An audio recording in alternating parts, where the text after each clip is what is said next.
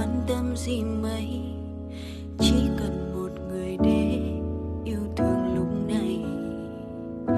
Ngày hôm nay cô ấy muốn đi để mua một bó hoa trang trí nơi đẹp nhất trong nhà. Cô ấy hay buồn lúc mưa, thích nghe câu ca ngày xưa. Những lúc khi trời đông nhớ vòng tay ấm nồng và ôm cô ấy thật lâu. Người ấy vì thương tôi, chờ đợi tôi cũng lâu rồi, mà tình yêu cứ xa vời nên cô ấy ngừng đợi.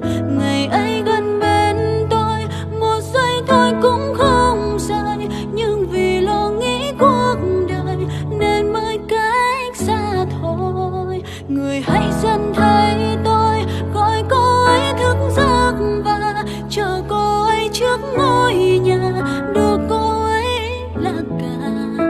Người yêu của tôi ơi, hãy tha thứ cho anh đã yêu em khi chẳng có chi trong cuộc sống.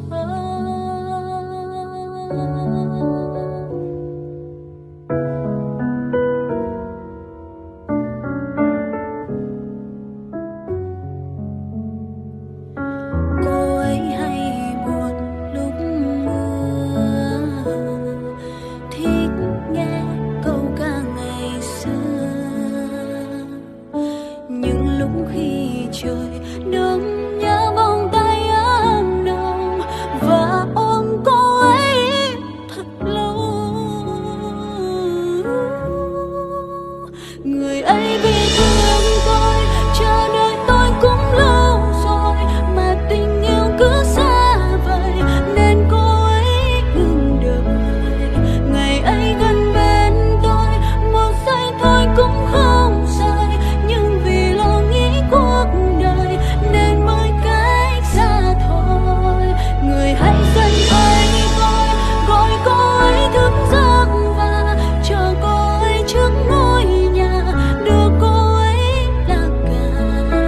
Người yêu của tôi ơi, hãy tha thứ cho anh đã yêu em khi chẳng có chi trong cuộc sống.